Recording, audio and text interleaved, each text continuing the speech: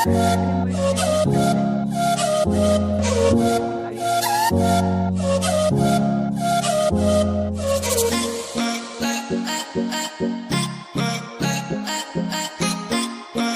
Morning আৰু আজি ৰাতিপুৱাতে মই এটা হেল্থি ড্ৰিংক বনাই আছোঁ ভাবিলোঁ আপোনালোকক দেখাই দিওঁ যিসকল মোৰ ৰেগুলাৰ ভিউ আছে তেওঁলোকে জানে মই ৰাতিপুৱা খালী পেটত গৰম পানী খাওঁ আৰু মই এইকেইদিন মানে গৰম পানীৰ লগত এটুকুৰা আদা খুন্দি তাতে দি দিওঁ আৰু তাৰ ৰসটো মানে উতলাই লৈ তাৰ পানীটো খাব লৈছোঁ আচলতে মই এটা ফেচবুক পেজত পাইছিলোঁ আদাৰে খালী পেটত আদা পানী এনেদৰে খালে বহুত বেছি ভাল হয় আদাত এনে কিছুমান উপাদান আছে যিবোৰে আমাৰ মানৱ শৰীৰত বহুতকেইটা গুৰুত্বপূৰ্ণ কাৰ্য সম্পন্ন কৰে তাৰ ভিতৰত এটা হৈছে আমাৰ হজম শক্তি বৃদ্ধি কৰাৰ লগতে কেতিয়াবা যদি আপোনালোকৰ আভোক লাগি থাকে নহ'লে পেট বিষ হ'লে তেতিয়া অলপ আদা পানী খাই দিলে সকাহ পাব বুলি আশা কৰিলোঁ আৰু লগতে আমি যিহেতু ডেইলি মছলাজাতীয় বস্তুবোৰ খাই থাকোঁ সেইবোৰৰ পৰা আমাৰ দেহত যিবোৰ বেয়া কলেষ্ট্ৰল জমা হয় লগতে তেজৰ নলীত চৰ্বি জমা হয় সেইবোৰৰ পৰাও বহুত বেছি পৰিমাণে আদাই আমাক ৰক্ষা কৰে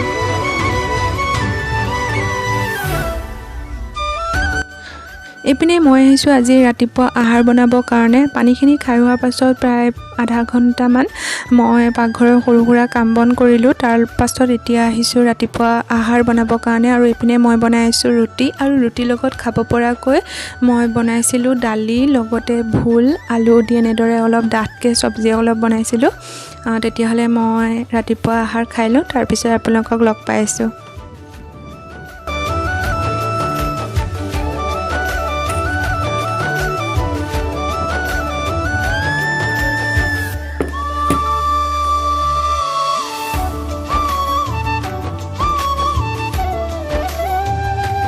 আৰু তাৰপিছত আহিছোঁ মোৰ ৰুমটো ক্লিন কৰিবৰ কাৰণে খোৱা বোৱাটো চলিয়ে থাকিব তাৰ মাজতে চাফ চিকুণতাটো আছেই ভাবিলোঁ অলপ ক্লিন কৰি লওঁ হাজবেণ্ড উঠি যাওঁতে আঁঠুৱাবোৰ আঁতৰাই থৈ গৈছে আৰু তেওঁক মই চাহ নাস্তা দি থৈ আহিলোঁ তাৰপিছত মই আহিছোঁ মোৰ বেডৰুমটো ক্লিন কৰিবৰ কাৰণে আপোনালোকক ৱেলকাম জনোৱাই নাই সেইকাৰণে ভাবিলোঁ ৱেলকামটো জনাই লওঁ হে গাইজ আসসালামু আলাইকুম নমস্কাৰ আপোনালোক সকলোকে মোৰ ইউটিউব চেনেল লিজা আছামিজ কিটচেনলৈ স্বাগতম জনাইছোঁ আশা ৰাখিছোঁ আপোনালোক সকলো বহুত বেছি ভালে আছে আৰু আল্লাহে কৰাত আপোনালোকৰ দুৱাত মোৰো ভাল সেইকাৰণে ভিডিঅ'বোৰ চাব পাৰিছে আপোনালোক যদি কোনোবাই চাই আছে তেতিয়াহ'লে প্লিজ মোৰ চেনেলটো ছাবস্ক্ৰাইব কৰি ল'ব লগত থকা বেল আইকনটো প্ৰেছ কৰি অল কৰি দিব আৰু এতিয়ালৈকে যদি ভিডিঅ'টো অলপো ভাল লাগিছে তেতিয়াহ'লে এটা লাইক এটা কৰি দিব পাছত নহ'লে পাহৰি যাব সেইকাৰণে মাজতে কৈ দিছোঁ আৰু এতিয়া মই ঘৰটো ধুনীয়াকৈ সাৰি ল'লোঁ তাৰপিছত এতিয়া মুচি দিছোঁ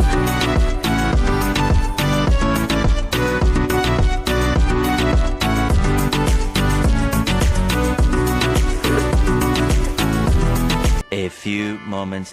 এইপিনে আজি দুপৰীয়া সাজত ৰান্ধিবৰ কাৰণে মই লৈছোঁ জাতিলাও আলু মাছ বিলাহীৰে এখন তৰকাৰী বনাম ভাবিলোঁ আপোনালোকক দেখাই দিয়া যাওক এইপিনে মই ধনিয়া লগতে পিঁয়াজ নহৰু খুন্দি লৈছোঁ বিলাহী দুটা এনেদৰে কাটি লৈছোঁ লগতে লাও আলু জাতিলাও হয় পানীলাও বুলিও কয় কিছুমানে আমি জাতিলাও বুলি কওঁ আৰু লগতে এয়া হৈছে শ'ল মাছ আৰু মই পিনে গেছৰ এখন কেৰাহী পাতি মাছকেইডোখৰ ভাজি লওঁ বুলি ভাবিছোঁ কাৰণ মিষ্টাৰে মানে নাভাজাকৈ মাছবোৰ ৰান্ধিলে তেওঁ নাখায় সেইকাৰণে ভাবিলোঁ মাছকেইডোখৰ ভাজি দিয়া যাওক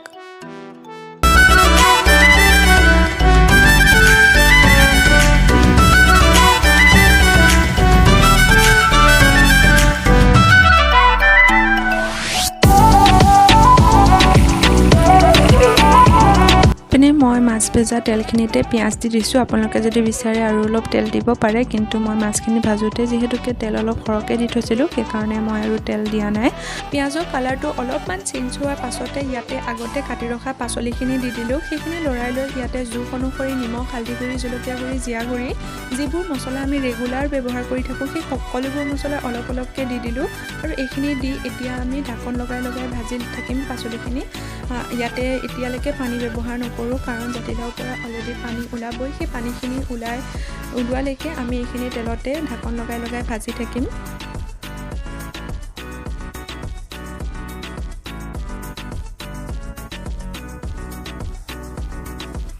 ইপিনে জাতিলাওৰ পৰা পানী ওলাই ভালদৰে শুকায়ো গৈছে। মই মাজে সময়ে ঢাকনখন আঁতৰাই এবাৰ দুবাৰ লৰায়ো দিছিলোঁ যাতে তলদি লাগি নধৰে। আৰু এইখিনি আমাৰ প্ৰায় 50% সিজিয়ে গৈছে, আপোনালোকক দেখাইছোঁ। আৰু এতিয়া এইখিনি সময়তে বিলাহী দি দিম, বিলাহীখিনিও যাতে এনেদৰে সিজি যায়। আৰু ইয়াৰ লগতে এতিয়া বিলাহীখিনি দি দিম। আৰু বিলাহীখিনি দিওঁতে মন কৰিব যাতে পাচলিখিনি অলপ সিজা পিছতহে দিব। কিছুমান বিলাহী দিয়াৰ পিছত কিছুমান পাচলি নিসিজে, সেইকাৰণে বিলাহীখিনি দিয়াৰ আগত পাচলিখিনি অলপ সিজাই লৈহে বিলাহীখিনি দিব।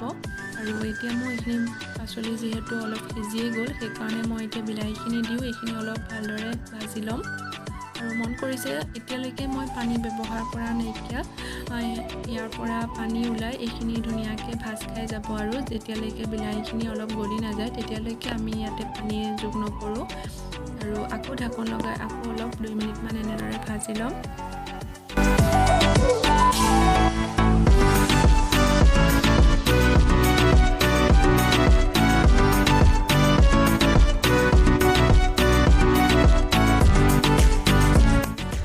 বিলাহীখিনি ভালদৰে পাচলিৰ লগত গলি যোৱাত ইয়াতে মই গৰম পানী দি দিলোঁ। আৰু পানীখিনি দি হোৱাৰ পাছত যিহেতু গৰম পানী দিছোঁ সেইকাৰণে লগালগ উতলি আহিছে। আৰু ইয়াৰ লগতে আগতে ভাজি ৰখা মাছখিনিও দি দিলোঁ। আৰু মাছ দিয়া হোৱাৰ পাছত একো কাম নাথাকে, ভালদৰে উতলিব দিব লাগে। তৰকাৰী যিমান পাৰে উতলিব দিব লাগে, তেতিয়াহে ইয়াৰ সোৱাদ বেছি ভাল হয়। আৰু এতিয়া লাষ্ট হৈছে ওপৰত ধনিয়া কাটি দি দিছোঁ। আৰু এইপিনে আমাৰ তৰকাৰী ৰেডি হৈ গ'ল।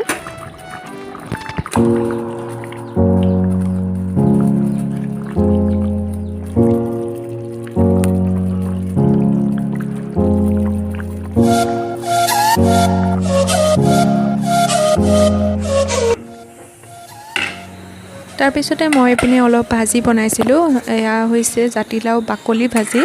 আপোনালোকে খাইছে নাই জনাবচোন। বাকলিখিনি এটা আলুৰ লগত এনেদৰে ভাজিলে শুকানকৈ খুব ভাল লাগে, তেলতে এনেদৰে ভাজিব লাগে।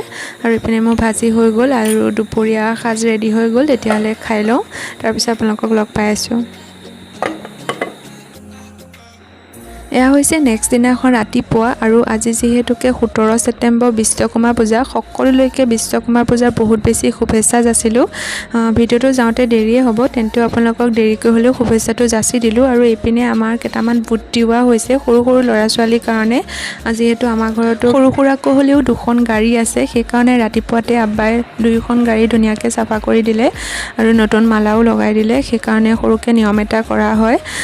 কোৱা মতে কৰ্মই মানুহৰ মূল ধৰ্ম, সেইটো কাৰণে ধৰ্ম যিয়ে নহওক সকলোবোৰ নিয়ম নীতি মানে যিবোৰ কৰিব পাৰি সেইবোৰ অলপ চলপ কৰিব লাগে। আৰু মোৰ মতে দেই, আপোনালোকে কি ভাবে নাজানো। আব্বাই ধুনীয়াকৈ চাফা কৰি থৈছে, এইপিনে নতুন মালাও লগাই দিলে।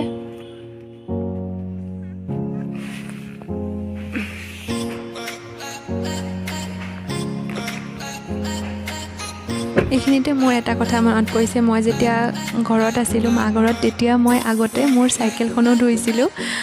এই বিশ্বকৰ্মা পূজাৰ দিনাখন মই মোৰ চাইকেলখন ধুই ধুনীয়াকৈ মালা এডাল লগাই দিওঁ, ভাল লাগে। আৰু মোৰ মনত পৰি গৈছিল, ভাবিলোঁ আপোনালোকক কৈ থওঁ, কোনে কোনে এনেকুৱা কৰিছে ক'বচোন।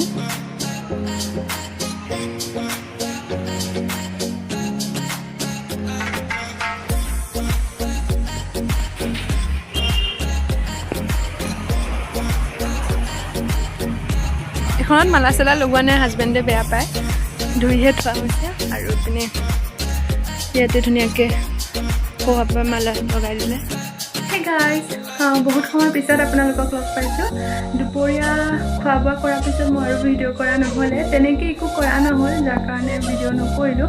আৰু এতিয়া মানে চেণ্টিকেট যাবৰ কাৰণে ওলাইছোঁ, সাজি কাচি চেণ্টিকেট যাওঁ। 2টা কাৰণত। এটা হৈছে দুযোৰ কাপোৰ আছে চিলাব দিম, আৰু এইখিনি চাওকচোন, মন কৰিছে চাগে থ্ৰেডিঙৰ অৱস্থা নাইকিয়া হৈছে, ভাবিলোঁ কৰি আহোঁ। পটকতে ক'ৰবালৈ যাবলগীয়া হ'ব পাৰে, আৰু যিহেতু পূজা আহি আছে, নহ'লেতো পাছত বহুত ভিৰ মাৰিব, সেইটো কাৰণে আজিয়ে গৈ কৰি আহোঁ বুলি ভাবিলোঁ।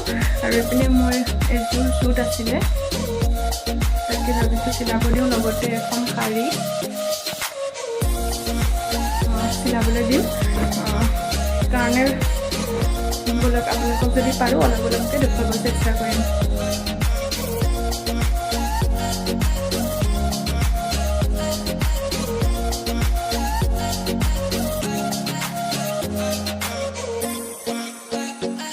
পলিথিন বিচাৰি আছোঁ, মানে এইখিনি দুটা ভৰাই ল'বলৈ আপোনালোকৰ হয় নহয় জনাবচোন। যেতিয়া ক'ৰবাত কিবা নিবলগীয়া হয় ভৰাই তেতিয়া বেগবোৰ নাথাকে, কিন্তু যদি ক'লৈকো নোযোৱা হয় বেগবোৰ একে য'তে ত'তে পৰি থাকে।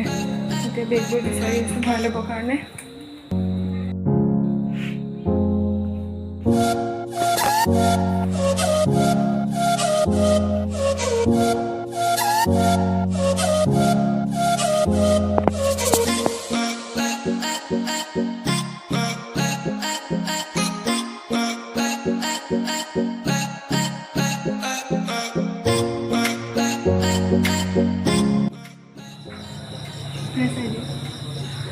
এতিয়া আমি আহিছোঁ সূৰ্য চাৰ্ট হাউচলৈ, জাজৰি হাইস্কুলৰ সন্মুখতে আছে।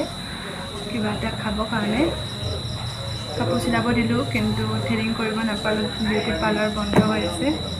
কিবা এটা খাই ঘৰলৈ যাওঁগৈ।